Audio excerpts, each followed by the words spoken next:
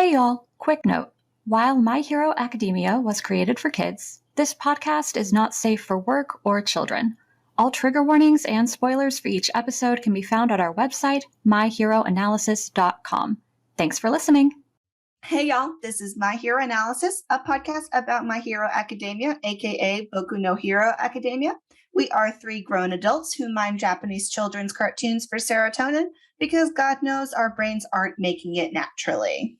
Hello, everyone. My name is Wyatt. I binge watched Squid Game last night. It was fucking devastating. Really fucking good, though. So if you can handle like every trigger warning in existence, you will enjoy it. See, I'm tempted, but you said there were jump scares. So kind of, yeah. It's kind of horror-esque. Not really. It's complicated. It's a whole bunch of stuff, but yeah. Okay. Well, because usually the trigger warning stuff I'm usually fine with, but the jump scares I do not enjoy, do not like. Yeah. I'm trying to think. If you can handle the first episode, you can probably handle the rest. It seems apropos. Yeah. The shows we usually watch. You're not wrong. Well, I'm Nicole. This week was pretty good, like as far as getting stuff done. I put a sharing library outside of my house, as well as 2 cat shelters. So I am like one herb garden away from being the block's weird witchy lady who talks to the cats and squirrels. Definitely peak aesthetic. Thank y'all. Sorry, I sneezed. Well, at least it came out this time. Is it the same sneeze from last week, though? No. But that mother fucking sneeze did not leave until like, I don't know, 8 hours later. What? Oh, dear Christ. It took 8 hours. My God. No, thank you. It was the worst. Ugh. Next time you maybe should do something with black pepper. Maybe not snort it, I though. cried. It hurts so much when I sneeze. Yeah. Oh, God. Anywho, hey y'all, it's Maria. I actually sneezed for this time when I wanted to sneeze. And today I'm Idiot Maria because apparently I can't put things in holes. So that's where we're at. That's what she said. And he said, and they said, and everybody said. But yeah, I'm good. I'm not, but I'm good. I also spent like the entire morning hiding out in my room in the dark, pretending the world didn't exist. So that's another thing. Fair. Yeah. Totally fair. But you're up now. Have you opened your blinds? No, actually, everything is... I did turn on the kitchen light, so there is that. There's okay, that. I thought it was just like you in the dark with a microphone. Honestly, that doesn't sound like a bad idea. Yeah. I mean, you're not missing much today. It's a gloomy, rainy day, so you wouldn't be getting much vitamin D anyway. That's true. I mean, I don't get vitamin D anyways. Well, maybe we should fix that. Yeah, you got that deficiency. But I like being inside. That's why they make pills of it. It's what I take. I used to take the pills, but I forget to do it every couple of days. Yeah, it's hard to remember. Yeah. I'm not consistent with anything in my life. Anything. I wish there was a silver bullet to help you remember your pills, and then we could sell that silver bullet to everyone in the world. Everyone in our generation, definitely. Yeah. We good. We good. All right. Well, actually, no. Now that I think about it, I am going to do this in the dark because. Okay. All right. Well, while Maria turns off all her lights, we do have kind of our first news that we said we would do at the top of episodes when we got them. Woo! It's not really actually news. It's more of an update. And this is basically because I saw a TikTok on it. And I'm so sorry. I am a horrible person. I didn't write down their username. But if you happen to listen and you did a TikTok of this in like September or October, I love you and we owe you. So let us know and we'll shout you out. Anyway, so if you listeners would think back to episode 2 when we encountered the bird mask hero and the baseball hero who were both utterly useless in saving Bakugo from the sludge monster. I said they didn't have names, but I did not look hard enough because in the end credits of episode 2, they are actually named, like while Deku is running towards the star. Interesting. Yeah, the baseball hero is literally called the baseball hero, and his actual name is Slugger. Okay, I guess. Sure. Not bad. Yeah, not good either. But but y'all are not ready for the bird mask guy's name. So his like line is bird hero, which I feel is like just generic enough that a lot of people like might have it too, who are also bird themed. But his actual hero name is Hitchcockadoodle, and I am vehemently against it. I hate it. No. Say that again. Hitchcock, just like Hitchcock, right? Like, probably like the Birds movie. Yeah. And then it's Hitchcockadoodle. Oh my goodness. So not cockadoodle-doo, cockadoodle. I love it. I'm so mad about it. Yeah. Good Lord. Yeah. I don't know whether to laugh or cry. No, I love it. You should cry. It's bad. It's bad. I'm going to come right out and say it. It's bad. Wow. Well, thank you, Nicole, for that. You're Catch welcome. Nicole like furiously examining all of the end credits for every single episode up to this point. I can totally see you doing that. Yeah, I'm going to start doing it now. You're right. I should. Well, this week we're covering episode 8 of the anime. The title for this episode is Bakugo's Starting Line, and the accompanying manga chapter, just one this time, is chapter 11. So, gonna jump right into it. The episode opens with a repeat of the flashback when Izuku and Katsuki were kids. And Katsuki tells 4-year-old Izuku that no matter what quirk he gets, he'll never be as cool as Katsuki. Yeah. Essentially, it's just a flashback to their fraught childhood again because they cannot get over it. And it refreshes the viewer's memory of just how superior Katsuki has always seen himself compared to Izuku. Definitely. Then the flashback fades to Katsuki's face in present day. I genuinely don't know how to describe that expression. Clearly, it's not a happy one. But basically, he's having like a nervous breakdown over, or well, you call it whatever you want, over Izuku's sudden metamorphosis and the threat he now poses. Yeah. My poor son is having some sort of panic attack. And as someone who also got panic attacks later in life, I feel his pain and his confusion. Yeah.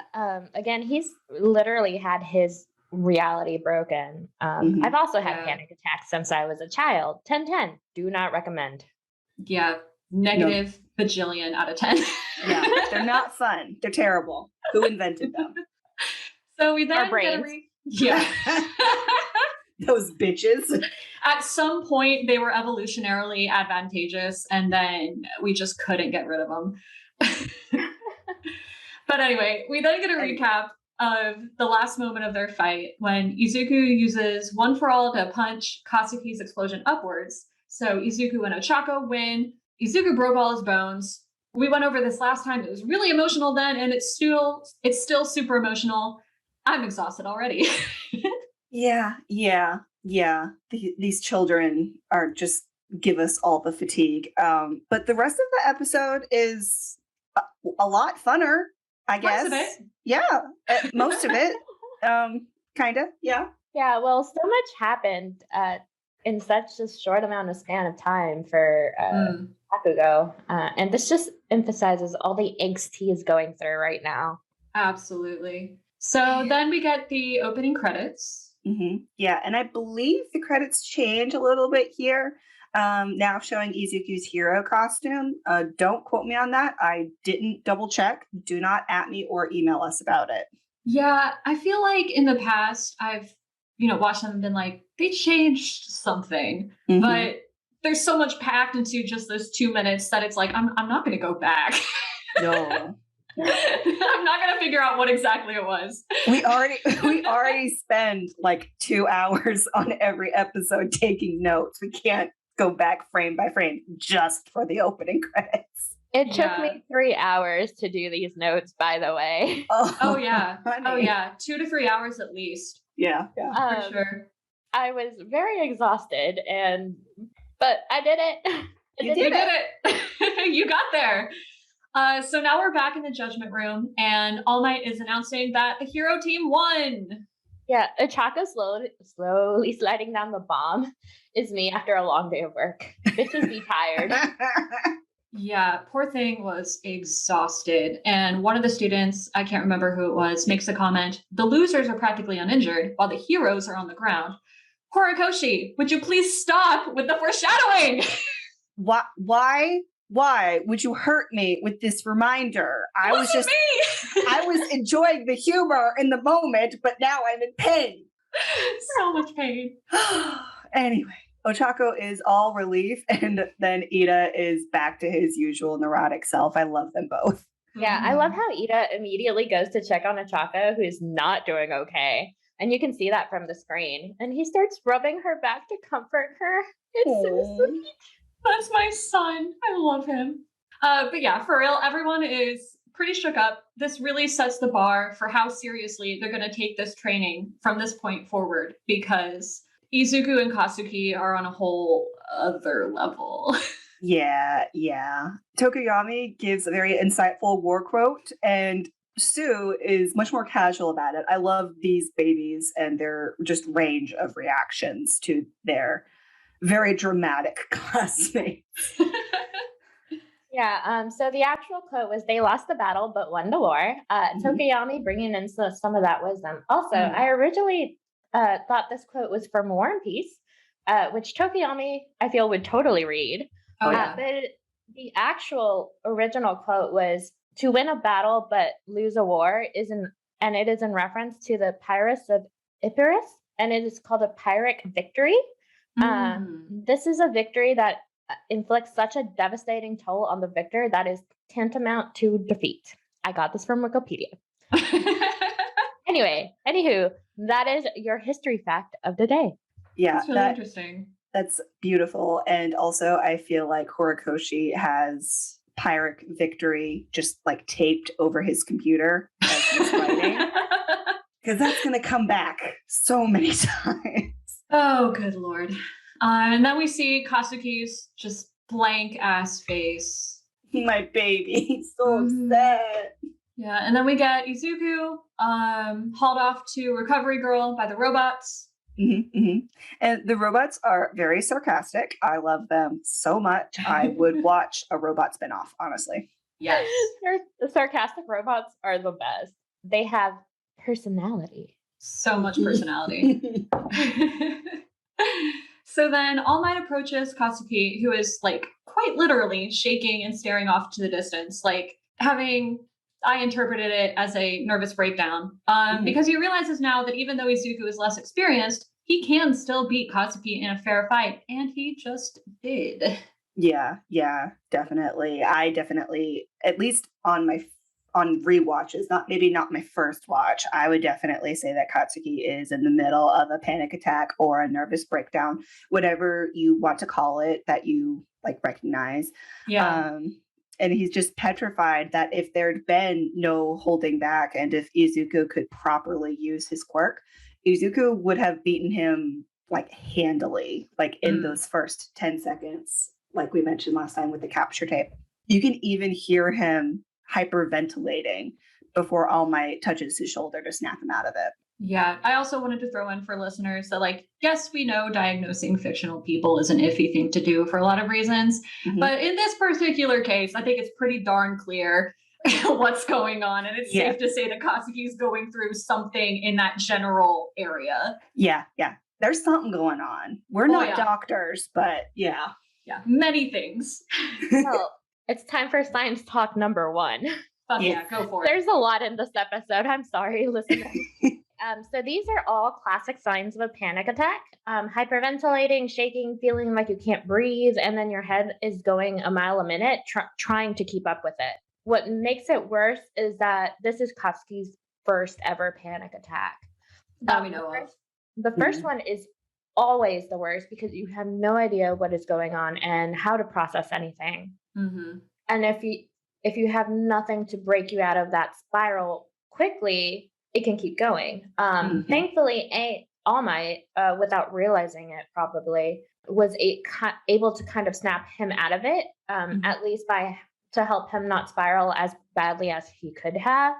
This is called grounding. There are different types of grounding.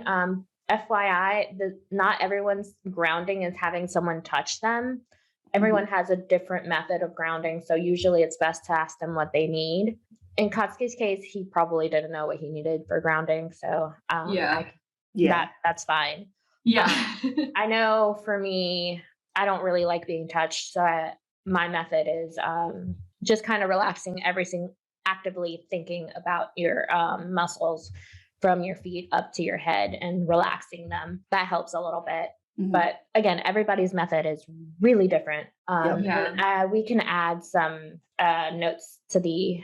we'll have some links in the show notes because this is like a really broad topic. There's lots of different kinds of panic attacks. There's lots of different ways they can manifest, ways to help yourself get out of it. We'll just include some links in the show notes because we don't have really the space to go into that here. Yeah. This is just a quick overview because not a lot of people really recognize some of the signs of a panic attack. So I figured this was a good way to kind of give a broad overview of what was going on and why we think it's a panic attack. Yeah. I would also like to add that I would like to believe that All Might was recognizing some of the signs of a panic attack and like touching his shoulder. It probably wasn't the best idea, but he knew he had to do something. And he also had at that point it got critical. He had to do something that wasn't gonna like tip off the rest of the classmates too, because he knew that would have been even worse for Katsuki. So maybe that wouldn't surprise me because we know he's anxious as hell. He's not as clueless in this department. He's a good boy. He's trying.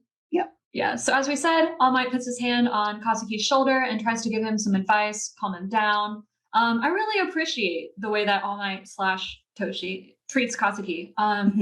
Definitely different to how a lot of adults up to this point talk to him. Like he doesn't shy away from or excuse Katsuki's faults, but he offers generosity, understanding, and in my opinion, that's exactly what he needs. Oh yeah, for sure. Katsuki definitely needs a lot more empathy than what he has been getting. He also makes a very good remark about learning from wins and losses, as long as you're open to learn. And we'll see very slowly at first that Bakugo is willing to learn eventually. Like as soon as he realizes the natural gifted kid knowledge that he brought in isn't going to be enough. And I think All Might might have picked up on that too. Yeah, I completely agree. All Might is really good about not making Bakugo feel worse about himself.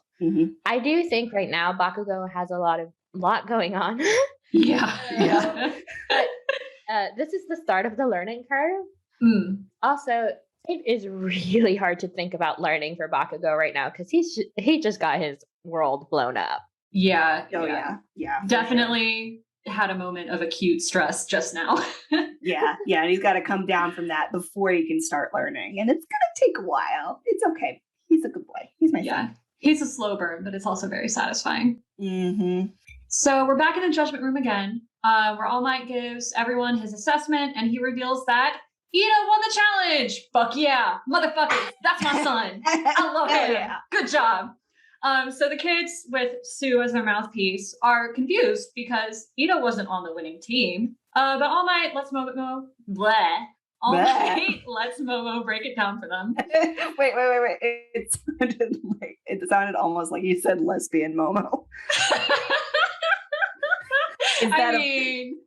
Is this a Freudian slip so early in the game? Look. Look, oh God, the Momojiro in me is just jumping out. We'll get there. We'll get there.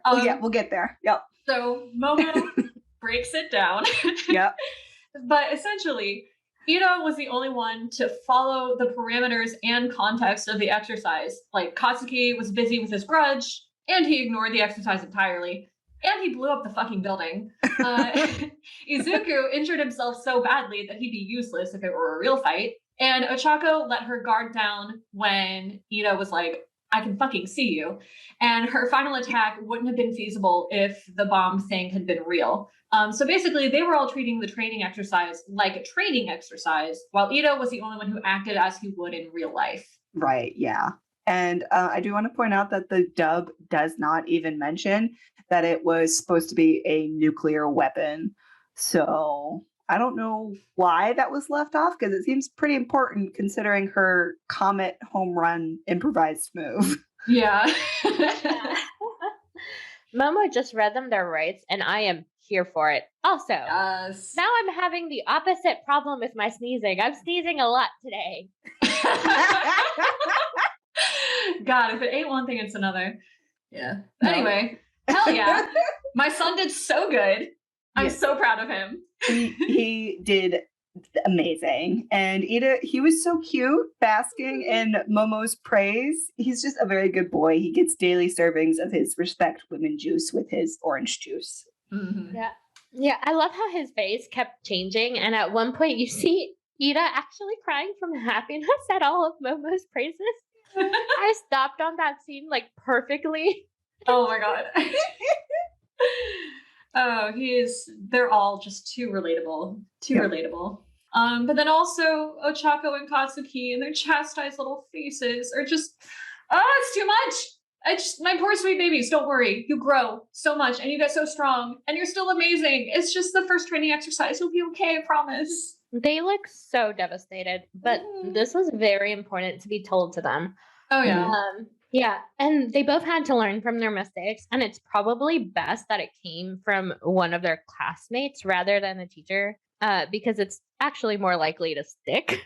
That's Oh, a good yeah. point. That's Yeah, a good for point. sure. Yeah. Because you're more likely to remember something like that your friend or your classmate or someone of the same age group tells you rather than someone who's older than you, and you're just like, yeah, fuck them. Yeah. You definitely disregard the adults in your life a lot more when you're a teenager. I mean, I For disregard sure. everybody in my life, but you know. She doesn't mean it like that. Oh man. Yeah, All Might is a little blown away by Momo, of course, because she's amazing. Yep. Also, we learned that Momo was one of the 4 recommendation students for this year, and I mean, it's pretty clear why. She's very smart being. Katsuki is still standing there. Kiddo, this is too close to real life. Yeah. This needs to stop. Horikoshi, Yeah. just stop. Horikoshi, enough with the mirror already. He's poor Bakugo. He just remains shooketh for who knows how long. And he also kind of looks like he might be dissociative. Probably. Just taking from my own experiences. But his entire world has been rocked, and he just needs a minute or several minutes. Okay? Yeah, as previously commented, coming back from the panic attack can sometimes take a few minutes to an hour to even days. I'm not surprised that he's still going through it, and he probably still processing all that happened and trying to piece himself and his reality back together. It's not something you can immediately do after. Bakugo just needs time to at least have some grasp of his situation. Mm-hmm. Totally Yeah. agree. Definitely. Totally agree. But now it's time for the other fights. The first one we see, we're just gonna pivot away from that entirely and get onto the cute shit. So the first fight is Shoji and Shoto versus Ojiro and Hagakure. Yes, I know I keep switching around when I use someone's surname versus their given name. We're just gonna keep doing that. Yeah. I'm really excited for my son. Yeah. Yes. Shoto really shines in this fight. But I do want to point out that before Shoto comes in, Ojiro is being a very good boy, and he's like being a realistic teenage boy. Like, he kind of knows, like, he recognizes that Hagakure is like a naked teenage girl that he could, in all likelihood, just stare at, but he doesn't.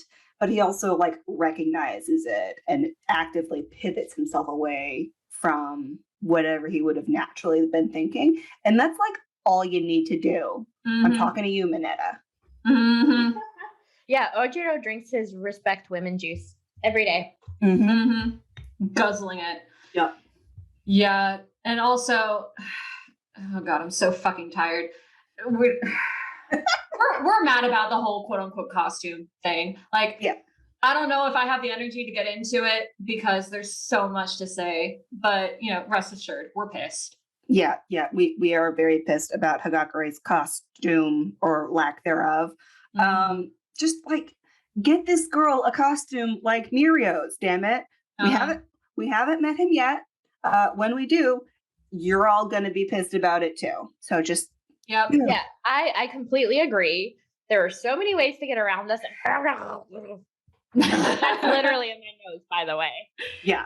We started key smashing. Yeah, we're so mad we can't even form words, but we will get to it when there is more time. Yeah. Also, speaking of costumes, I'm now convinced that Shoto doesn't even have a costume and just showed up in his regular outfit with his fireside iced out so he remembers not to use it. It's literally just a shirt and pants. Yeah. I'll take that. He's just that blasé about it. Shoto has 2 brain cells. He doesn't have the capability to think of a costume. JK, I love my son. Truly, I do. I mean, he's got a lot going on. It wouldn't surprise me that he didn't put any thoughts into a costume. Yep. So then Shoto literally kicks Shoji out of the building and then proceeds to win the fight single-handedly by icing out the entire building and freezing Ojiro and Hagakure in place. Yeah. He basically just took Shoji's intel and just froze the entire building right down to the viewing basement. I'm like, sir, you're so dramatic. We love you, but that it was a lot. Also, he made a rather snarky comment in the dub, which I appreciated. So there's that. He's got some snark. Yeah. So I totally wrote a really long and lengthy note of how y'all brushed over Soji. We did not. And I realized Nicole had mentioned Soji, so I had to erase it all. Don't worry, Soji is best boy. We knew you had it covered. So I was okay with it. But Soji deserves more love. And he also made the very important mention that Hagakure was barefoot. So yeah, he needs more love. Yes, his intel was definitely very important. And then Shoto just completely took all of the attention off of it. Yeah. Shoto was like, no, it's my time to shine. Get out. I don't play well with others. Yeah. Anywho. Yeah. Being dramatic from the get-go is the freaking best. He just took them out with one simple wave of the hand. And then he just waltzes into the room very casually and just puts one hand on the bum. I love him. He's very cool in this moment. Also, this is the first time you get to see how much Shoto does not want to hurt people, if he can help it. Because immediately after they've been announced as a victor, he releases his heat, so his classmates don't freeze longer than they should. This is where his 2 brain cells work overtime on. Yeah, he's got some walls up, but he's a good boy. Oh, so many walls. Yeah, and then we also find out that Shoto is another recommendation student, again, for obvious reasons. And then we'll find out more about that later as well. Yeah, and all the students are just heckin' impressed. They're all staring at the screens with their jaws open. It's great. Yeah, we hear President Mike voicing him all excited, and then it really just doesn't match the emptiness in the eyes of my son. Yeah. Oh, poor boy. Yeah, and then Katsuki's nervous breakdown, panic attack continues as he realizes that Izuku isn't his only competition in this school. And that he's not just going to sail through UA like he did in middle school. Really reminds me of all those kids that get into really high level colleges only to burn out completely halfway through October. And Katsuki very nearly goes that route. And honestly, it's kind of amazing that he doesn't. Yeah. I think if it weren't for the off-page stuff with the teachers and even what happens at USJ, at the end of this season, all of that essentially bolsters his motivations. And if he hadn't had that, he could have easily flunked out. It's all just a rude awakening that he is not, in fact, the strongest person in the class or in Japan or whatever he had floating around in that big old head of his. He's just in the back of the class, still probably coming down from his panic attack. And I think that contributes to the fact that his emotions are actually so plain on his face at the moment because nobody else can see it. And well, he's also very expressive. With his anger, but that's true. Everything that's else. true. Maybe not with everything else. Yeah. Well, he also has a hard time feeling anything that isn't anger. Hmm. He feels a foreign emotion and he's like, what's that? I don't know. I'm going to get pissed about it. Yeah, I'm going to get pissed about it. I'm not going to let myself feel it, or I'm not even going to acknowledge it. I'm just going to get mad at my own brain. Yeah, so Bakugo is definitely going through a lot. Yep. But I do think it's probably better that it happened now. That way he can still fix himself, because you're still not done developing your brain until for males, I think it's around like their 30s. Maybe this is why so many things happen. I love that males, science but... keeps moving that end date like further and further back.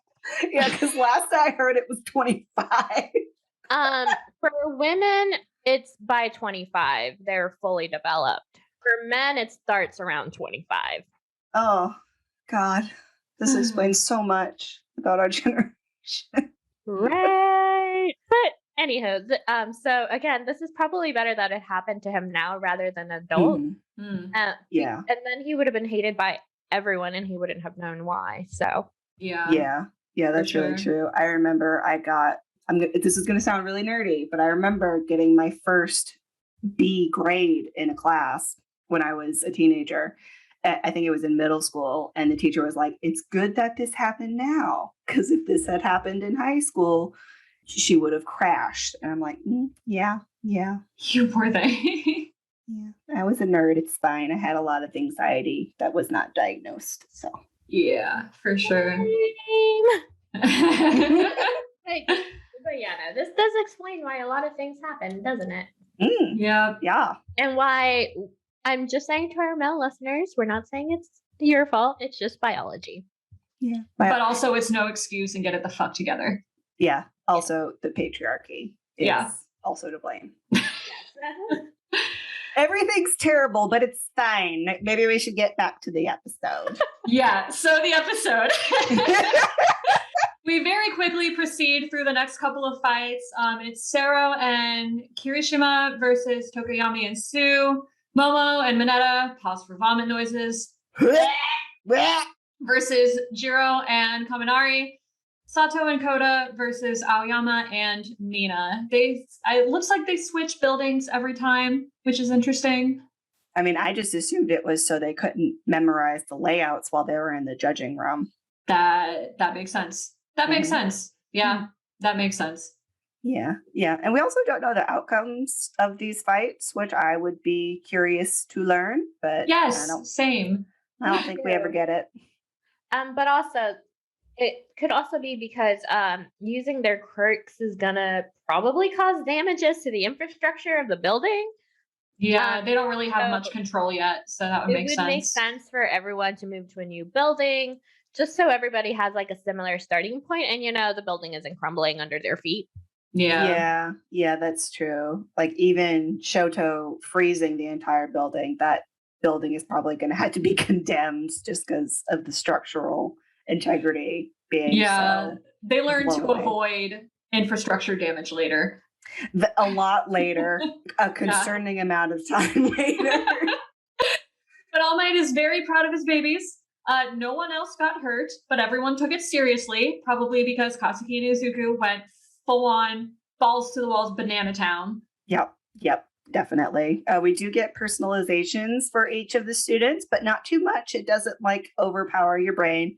The pair-ups are also tend to repeat and echo through future episodes and arcs in the series, but they are not set in stone. So it's nice to see the whole class interacting with each other, not just forming set in stone cliques. Yeah, they don't really do cliques. It's nice. Yeah, and also I think this also helps keep the a little mystery for the viewers to find out like the extent of their powers. Mm. Kind of like the tidbits until they go balls to the wall. Yep. And then, of course, we get Sue totally roasting Aizawa. I love her so much. I know.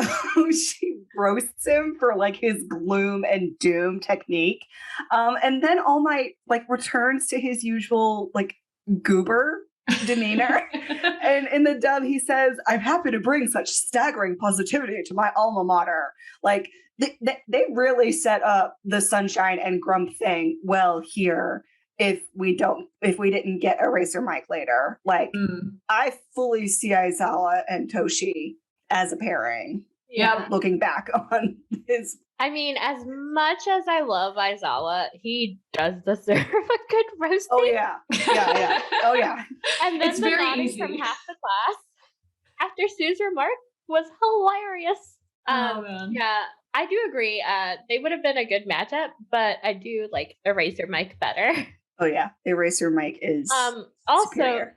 yeah, it's amazing. But anyways, also the sub, All Might says we're free to have proper classes as well. It's totally not the same as the sub, as the dub. I mean, Yeah, that's very different. You Okay. gotta stop doing this to us. It's so baffling every time. Yeah. But then All Might tells the kids to change and go back to class. Then he runs off in a real hurry, supposedly to talk with Izuku about his performance. But in actuality, he set the time limit on his transformation, and he's still trying to keep his health issues and pending retirement a secret. Again, I like that even with all of this going on, he takes the time to seriously consider what to do about Katsuki and that his instinct is to help, not to quote unquote put him in his place, which is something I hear way too many people say about teenagers. If you say that about children, you're gross. Yeah. Stop it. Yeah, you're gross and you should not be any sort of authority figure over them. Yeah. But All Might is not like that because he is good dad might and he has spot on instincts. Why can't every teacher be like him? Well, in some ways. He doesn't have to be perfect. The fact that his Yeah, no, heart that's is true. in the right place puts him like head and shoulders above everyone else, and not just because his All Might form is really tall. Well, that is true. That is true. Yeah, okay. Anyway, he wants to counsel young Bakugo on his pride and how UA is going to break him down to actually build him back up, but only if he's like prepared for that. And that's going to take a little bit of personal work. Also, poor thing, he deflates and bemoans how he barely even has time left to teach a class. This poor man, he wants to do so much. Yeah, that's going to be a huge stressor. Yeah. All Might is such a good dad. If only he could channel that into teaching better. One thing at a time. He does get there. He does get there. He gets a lot better. Yeah, he does. He's just new at it. Also, I totally forgot about this. AM saying shit. Oh, yeah. Yeah, Japanese accent was amazing. It was probably the first English word he learned, honestly. Oh, yeah. You learn all the curse words first. Oh damn! He doesn't say shit in the English. I'm gonna have to go back and watch. He says it in the sub. It's really funny. I forgot about that too. Yeah, that just reminds me of when he was in the episode in like the most recent season when he was making candy. I won't spoil Oh, it. yeah. But those English words were hilarious. Yeah.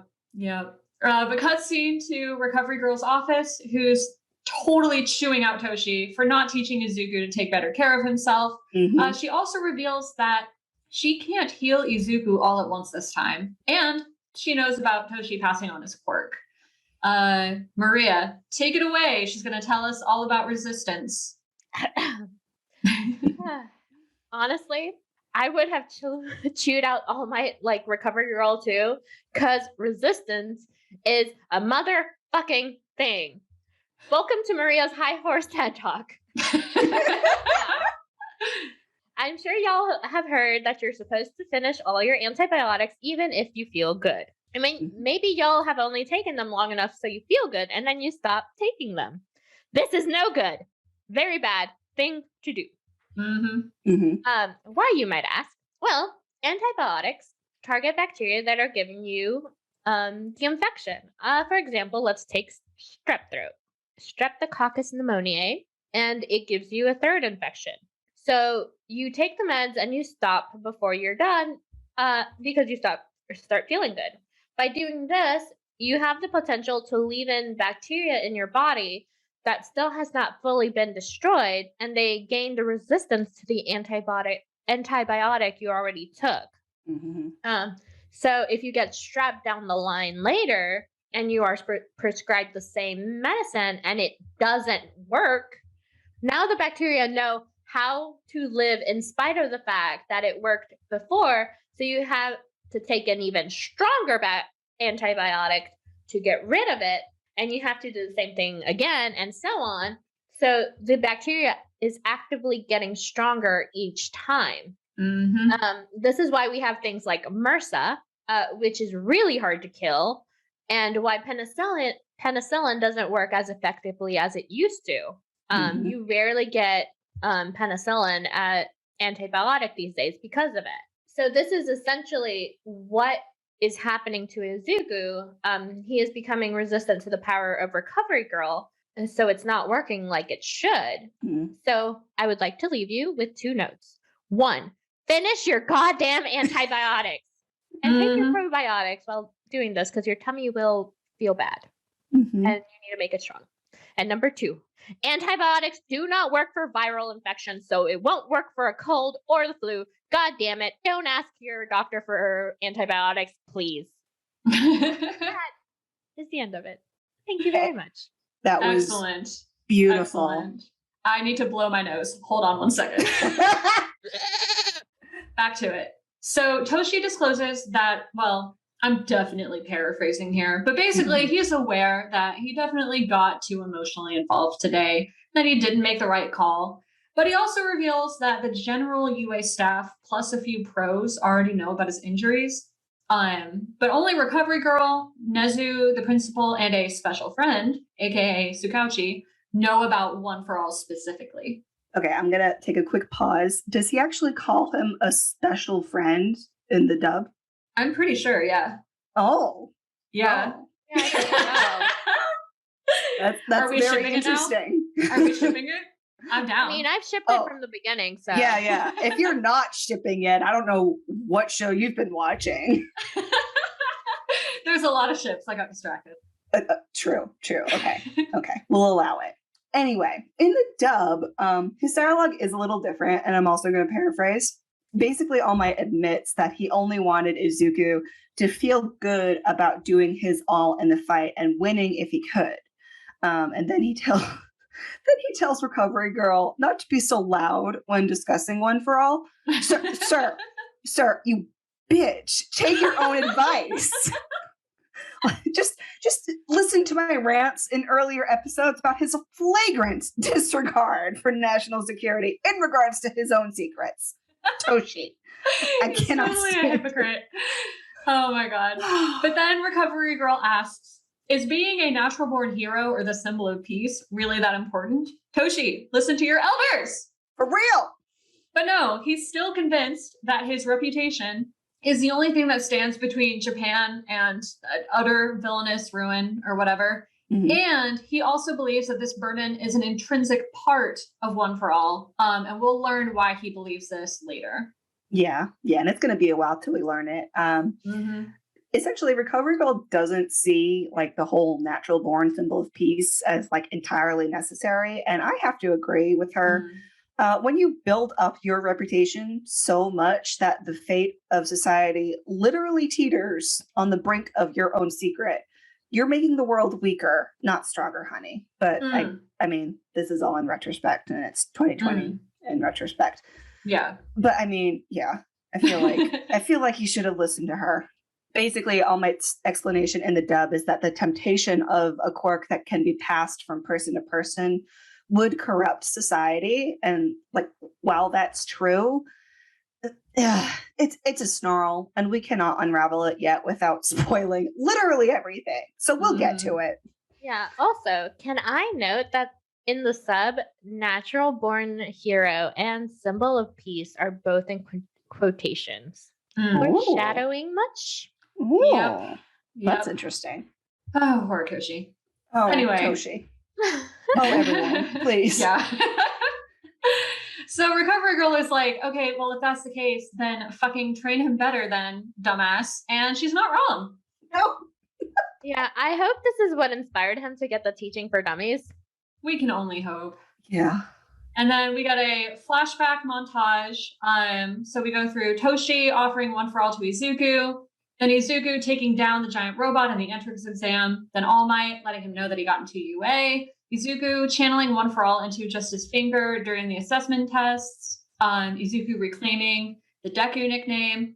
Basically, like, at least my interpretation of this montage is that All Might has just as much respect and admiration for Izuku as Izuku does for him. And honestly, in some ways, that's part of the problem. Like, All Might isn't being a very good guide to Izuku the same way he is to Katsuki, because in many ways, he already views Izuku as an equal. That's not what Izuku needs from him right now. Like, yes, he's extraordinary, but he's still a kid, and he does fix this later on. But right now, it's a problem. Yeah, definitely. And this is probably where all the All Might slander comes in over on TikTok. Yeah. But pulling back from like the in-universe stuff for a second, I just want to point out that I have read in like other manga that manga and anime creators actually do these montages to save their own time and energy because the flashbacks actually give them space to flesh out later arcs and actually give themselves time to freaking rest. Yeah. Recap scenes are very important because they do exactly that, especially if the manga and the anime are running concurrently. Sorry, something's thumping in the background. Well, now it's gone. Oh no. Anyway. Anywho, let me just restart that. So recap scenes are very important because they do exactly that. Especially in the manga and anime are running concurrently. This gives them an extension to the storyline, which helps the manga artist by giving them more buffer time to write and not to help them feel overwhelmed because that happens anyway. But anywho, yeah. They probably already are very overwhelmed, but it does give them a little bit of a break. I know that's why they had to stop Black Clover because they were really close to catching up to the manga writer. So yeah, and it actually happened recently with My Hero. Actually, they had to delay one of the chapters like at least a week or if not more. And I'm sure that's happened before, but yeah, at this because point, he was Wyatt ill. and I are caught up. Yeah, a lot of manga artists also do that where they will take a week off because like they're drawing this consistently, so their hands start to hurt and they need a break. Yeah, because they're only human. Yeah, and I feel like the industry does not give them enough breaks, and that is universal to all. Yeah, is anyone art. surprised? No, I'm not. I just feel for them. Yeah, I think the biggest one that I can think of is Bleach. Bleach did not end the way I wanted it to, and it shouldn't have ended that way. But the manga artist did it as a big fuck you. Hell yeah. To the anime creators because they were trying to push him to do one thing, and he's like, "No, fuck you! I'm gonna do it this way," and he ended it. Hell yeah! Damn. I support him. Well, that definitely makes sense, especially considering how often Horikoshi works flashbacks into the story. Kind of reminds me. Does anyone remember like the Legend of Korra, like that Remembrance episode? Not at all. There was like, there was an episode that was mostly flashbacks, and they had to do that because there was like shit happening at the Nickelodeon studio, and they had to wrap up the show like way, way earlier than planned. Yeah. So they had to put out that episode just to give them time to like rewrite the entire cartoon. Oh God. Yeah. And like obviously like the way Horikoshi does it is more skillfully done. But that doesn't surprise me that he found a more deliberate way to do it. And he's really good at making sure that all of his flashback scenes are infused with meaning. Yeah, he does it really well. I think he went into this like knowing what he might be getting into if it got popular, as opposed to folks who go into it without thinking it could become popular. So yeah, he seems to do a lot of like forward thinking planning. Yeah, Oh, publishing. Oh, it hurts so much. It does. So Anywho, back to the episode. yeah. Yes. So then Izuku wakes up and leaves Recover Girl's office with his right arm in a sling. He has to come back the next day for more healing, and he's missed most of his afternoon classes. Yeah. He wakes up and he's like immediately just disappointed with himself. This poor bean. He just thinks to himself, he missed all his classes. He's failed once again. And the Dubby says that Mr. Aizawa is probably going to choke me with his scarf. Sir, he would never. Anxiety. Yep. So he comes back to his homeroom and he's just immediately swarmed by the other students who all think he's just the coolest goddamn thing on the planet.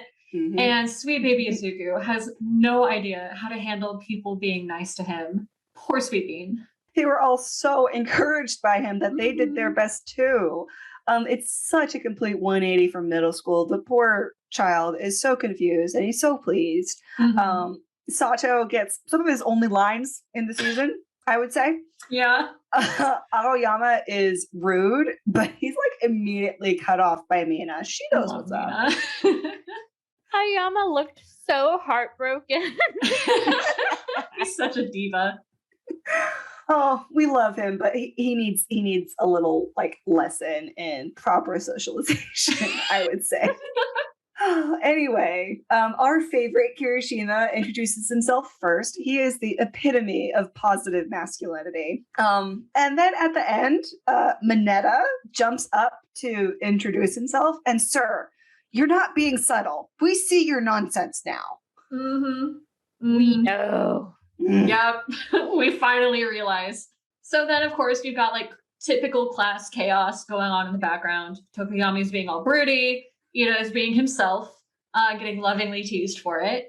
Kaminari like totally tries to hit on Ochako, and she completely fails to notice. This is the second time this has happened because she only has eyes for Izuku, who's only thinking, "Where is Kacchan?" Because Katsuki is conspicuously absent.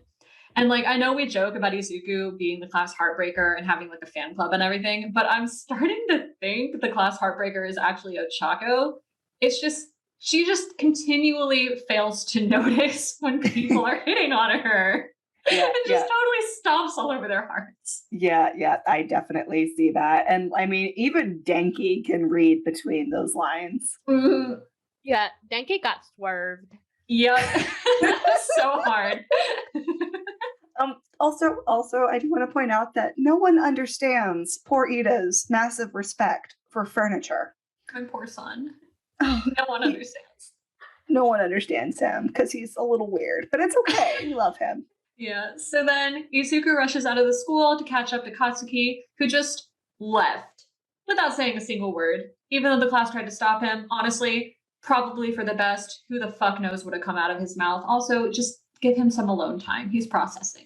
Yeah, but of course, Izuku runs after Kacchan. Mhm. He even changes out from his white school slippers into his red shoes on the way, just like Maria pointed out. Mhm. Also, Kacchan is just moodily stomping off campus, and like I know he needs his moment.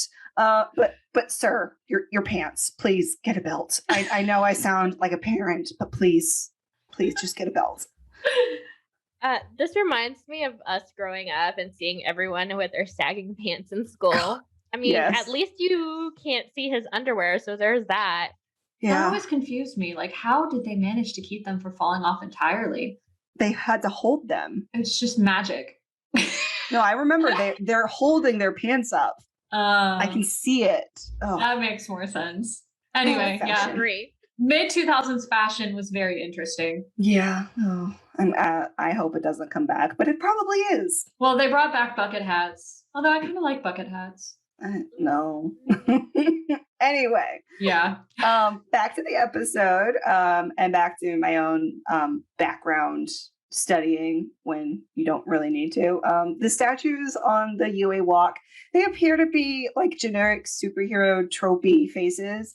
I didn't recognize any of them, though. Like the horn guy on the left looked vaguely familiar. Did either of y'all? Sure. I'm going I to don't take your believe word for you. that. I was paying attention only to Izuku and Kachan because that was all my brain could handle at that moment. Okay. Yeah. Well. Yeah, Maria and I just we're not as detail oriented. I mean, I am, but I was. But we deeply appreciate you paying attention to this, and I do think that it is very necessary. So thank God someone has it covered. Well, listeners, if you know who these 6 people are besides the Yoda guy, just let us know. We'd like to know. Anyway, back to Izuku and Kachan. I do want to point out that Izuku even does like the pause and the take a breath and then keep running thing that animes do between couples. Like, it's not subtle when you're watching it back. And like, come on, the frame with Katsuki looking over his shoulder at Izuku, who's all nervous. It's straight out of a shoujo. Oh yeah, and then we get a fucking confession scene. Yeah. For some reason, Izuku, baby, you don't owe him anything, but whatever. He didn't tell his mom. It's fine. He didn't tell his mom, but he couldn't even go a day without letting Kachan know. So yeah. These children. Yeah. Izuku just wants Katsuki to understand that he's willing to disregard all of All Might's warnings to do it. Mm-hmm. Like his idol, the greatest hero ever. And Izuku is going to ignore him in favor of Kachan. Yep. That was the only thing that came out. Yeah, we have such frustration for these two. What is this, like the 4th rewatch? Yeah. It's not even subtle anymore. No. Something around that. Yeah. Oh, these boys. Yeah, these boys. What more can you say? So he doesn't tell Katsuki everything, thank God. Just says that his power was given to him. His body can't handle it. And he definitely wasn't lying about not having a quirk before. Yeah. And he continues to say that he didn't want to use it in the exercise because he doesn't have control over it, essentially because he didn't want to hurt Kachan. Izuku keeps talking and Katsuki keeps getting madder. Like, these poor children, they do not know how to communicate. No. And then Izuku realizes he just word vomited practically all of his secrets to his bestie. Like, sir, your crush. It is obvious now. Mm-hmm. He's still doing better than All Might. True. Izuku kept it to one person who's not going to open his mouth and say anything. Mm-hmm. So Izuku promises Katsuki that one day he'll make this power his own and beat Katsuki with his own power. Katsuki doesn't believe him, or at least acts like he doesn't believe him and just assumes he's being toyed with. And my guess, based on his behavior in future episodes, is that like he starts taking Izuku's words more seriously once he calms down a bit. Yeah. He's like still too mad and he's still coming down from his panic, and he's still like too in shock in the moment to react to the truth of those words. But he does remember everything he said because he is a smart boy. And like as soon as he's past his moment, which I mean, he deserves to heal from it, he's going to think back on those words and he's going to be like, something's going on here. There's still something fishy going on. And I think that's why that's why he comes back later. But we'll get to it. Mm-hmm. Yeah. Also, Nicole, Bakugo was wearing a belt. He just doesn't know how to use it properly. I happened to pause on it perfectly to where I could see it. Bakugo, fix your belt. Oh Lord. Oh, Katsuki. So, everything is just kind of building up inside of him. And finally, it just all breaks. And honestly, it's probably a good thing because now he's able to verbalize what's, going on in his head. And he basically word vomits back at Izuku. And he knows he's fucked up, that he realizes he's not leading the pack anymore. And then, of course, he makes a similar resolution to keep improving until he can beat Izuku. Cue the key smashing. I'm so tired. These two make me so exhausted. I was fine when I started this episode, and by the end of it, I needed to nap for 1,000 years. Yeah, same. These two are just so exhausting. And poor Katsuki, he thinks Izuku is so much more like him than he realizes. He thinks Izuku just wants to rub his victory in his face, and that is just not what's going on. And he's so upset that he can't beat Shoto either, and that Momo's critique was right on the money. He's just he's been rocked. His whole reality's been shattered. Also, cue the opera music for some reason. You cannot tell me Horikoshi isn't writing this all as a very long, drawn-out sci-fi romance. Come on. Mm-hmm. There's no other reason for opera music in this moment. Anyway, Katsuki answers Izuku's vow that he'll be Katsuki someday with his own vow. They're both the same. They're both going to be number one heroes. He's got tears in his eyes. These children are so exhausting. But my poor son. And then at the end, Izuku is just relieved that he didn't get punched in the face. I had a lot of feelings about this scene. Oh, we all did. Yep. First of all, Bakugo, Deku is not out to get you. Second, I feel like he was finally able to break out of the panic attack that had been inside him. Mm-hmm. Yep. That sounds really weird now that I say it out loud. I was half asleep when I was writing these notes, so. That makes sense. Anywho, the word vomit is him finally having some sort of answer.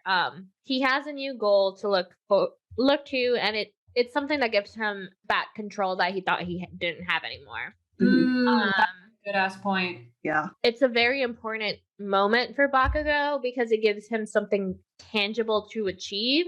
Ooh. And also the fact that he allowed himself to cry in front of Deku. Poor thing.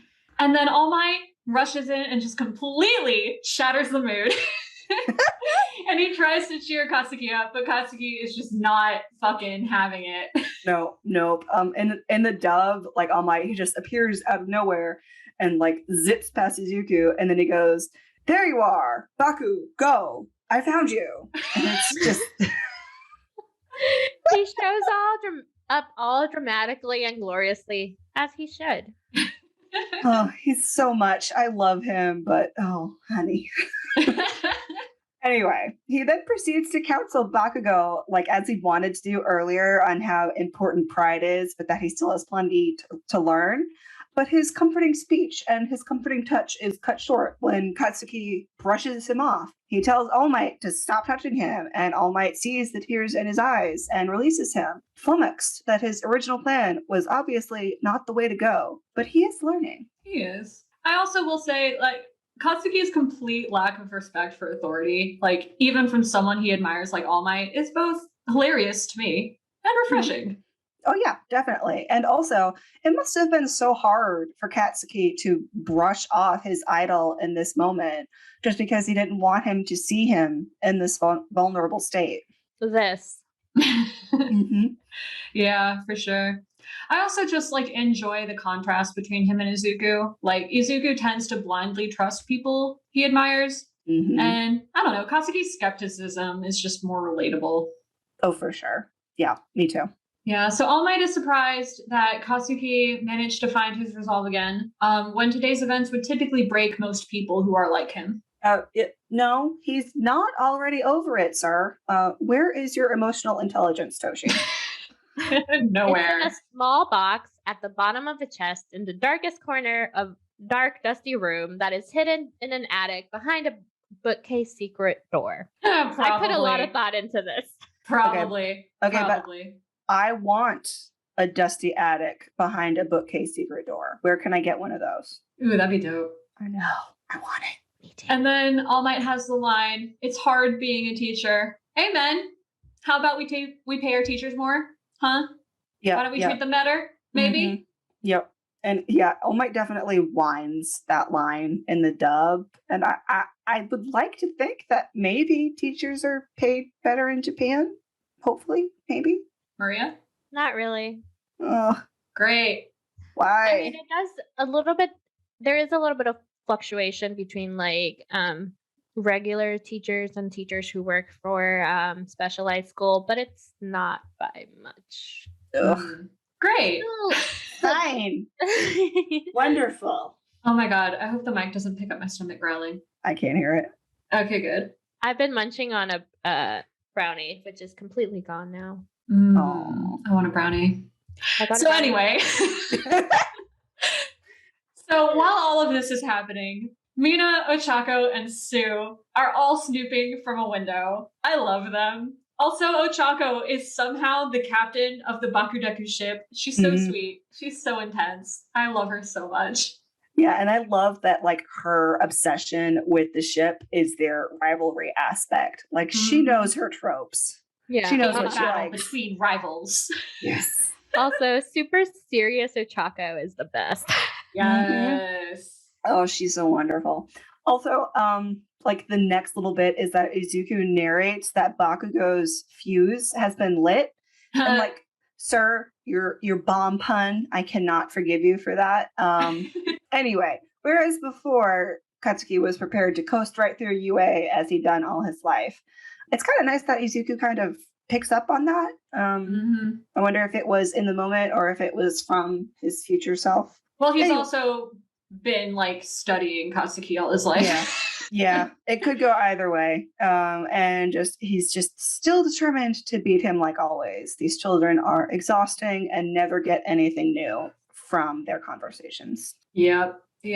So All Might turns to Izuku and asks what happened, and Izuku is like, "Oh, I fucked up. Yep. I didn't think this through." No, he did not. Oh, and then in the dub, All Might asks like what they were talking about before he arrived so heroically, sir. Izuku tries to shake him off, and we don't actually see him like confess to everything he just said, but later on we find out that All Might knows he spilled the beans. The boys have no secrets. None. They're God, two of a kind. I'm still convinced they're related. But anyway, then we get the closing credits as per usual and another post-credits scene. So there's a very ominous statement about how in a few days they'd learn how cunning true villains can be. We also get a glimpse of 3 new characters, some kind of smoky void person, a giant bird person with their brain just hanging out, and someone with a hand for a face. And it's heavily hinted that they're going to target All Might. And by heavily hinted, I mean like really heavily. They basically say it. Yeah, my note was like exactly the same, but I called him the creeper birdman guy. Yeah, I wasn't sure how to describe it. Yeah. We do not stand evil birdmen in this podcast. No, not the evil ones. The good ones, though. The good ones are fine, yeah. Yeah, we do stand this them. was ominous. So very ominous. Yes, very much so. Completely just reversed the tone. And then we get the preview. It's very Ida-centric. What is he running from?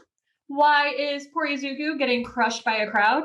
Oh dear. Hand-face person is standing on the steps of UA. I'm going to take a wild fucking guess that that's not a good thing. Yeah, I would take that guess. And we are getting close to the unfun part, y'all. We already have had a lot of unfun. Yeah, it's been unfun for so long. Why did we think this would make a good comedy podcast? What's wrong with us? We didn't. That's the thing. Oh, We didn't think. We just like jumped. Yeah, we really did. But anyway, that's the episode. And now on to manga differences and then Easter eggs and the fandom theory roundup. Take it away, Nicole. All right. So as Wyatt mentioned above, there is only one chapter this time. So along with the within the dialogue differences, Bakugo's panic attack, or whatever you would like to call it, it seems a lot more straightforward. He is panicking that he did in fact lose. All Might's comment about Bakugo's ego is also much more pointed and succinct, and he does mention that inflated egos break more easily rather than focusing on pride as he did in the dub. And I think those are 2 kind of different things. Yeah.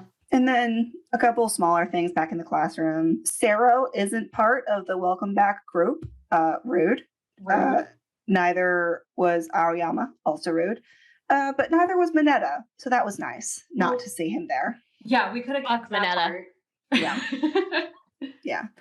And then Denki is actually with Jiro rather than Jiro being with Ojiro with Tokoyami. So him asking Ochako out was just in the anime. That's so fucking weird. Yeah. we could analyze it and wonder what was going on with it, but I would kill to be in that writer's room. I really Yeah. would. We can talk about it when we get to the subplot discussion at the end of the season. Yeah. And then the last thing I notice is that All Might's speech to Bakugo at the end is cut even shorter than it was in the anime. Yeah, they really just expanded the hell out of this one chapter. Yep. And they did a good job. I like it. So. Oh, yeah. All right. So for the Fandom Theory Roundup, there's not much theory stuff to talk of here without just getting really spoilery for spoilers' sakes. And we are close to the end of the season where we're going to be talking a lot more about the spoilery stuff. So just keep in mind the following 2 points. All Might's friend, Tsukauchi, we'll meet him soon enough, but he also literally left off at least 2 other people who also know about One for All. Like, what a goober. And yes, we can write it off to early story development being updated later. Fine. But the only real connection to the Easter eggs is we may still actually not know the full amount of people who know about One for All at this point. So that's kind of interesting to wonder who else is out there. And then the last thing I have is the League of Villains teaser and Sob, Kurogiri. Oh, God. We'll figure out what these dudes' deals are soon enough, and we will talk about it at length about all the stuff that is going on with them at the end of the season and maybe in bonus episodes. We haven't decided yet, but Kurogiri, why? Why must you hurt us, Horikoshi? Oh, God, why must he do this to us? So, yeah. Any final comments? Well, just one minor thing. I think it was around here that I started asking in every episode where Aizawa was when he wasn't explicitly on screen. This might also have been in season 3, but who can keep up? I was first watching this show around the election. I needed my grumpy husband, and it is a crime that he is not in every episode. Yeah, I remember that. Yeah. I mean, but we do get All Might in most episodes, so a little bit of happiness. Yeah, but he's like third or fourth choice for husband, and Aizawa's the first choice. Yeah. Understandable. You're not wrong. Fat Gum is second. Oh, Fat Gum is first in my mind. Things are going to get filthy when he shows up because I'm not going to be able to close my mouth. Oh my God. We should do like a quick mini bonus on our husband rankings. Yes. I'm so I love for it. this. All right. Anything else? I think I'm good. I'm good. Nah, I just sneezed 3 times during this episode. All right. We are caught up. Good job. Good job. Nose finally got with it. All right. Well, this has been My Hero Analysis. You'll hear us next week. And in the meantime, go beyond plus ultra and thirst responsibly. Bye, y'all. Thanks again for listening. If you'd like to get in contact with us, have questions you'd like us to discuss on air, give topic suggestions for bonus episodes, or submit fan art for us to display, visit our website at myheroanalysis.com. You can also follow us on Twitter, Instagram, Facebook, and TikTok. Just search for @myheroanalysis. And don't forget to subscribe, rate, and review.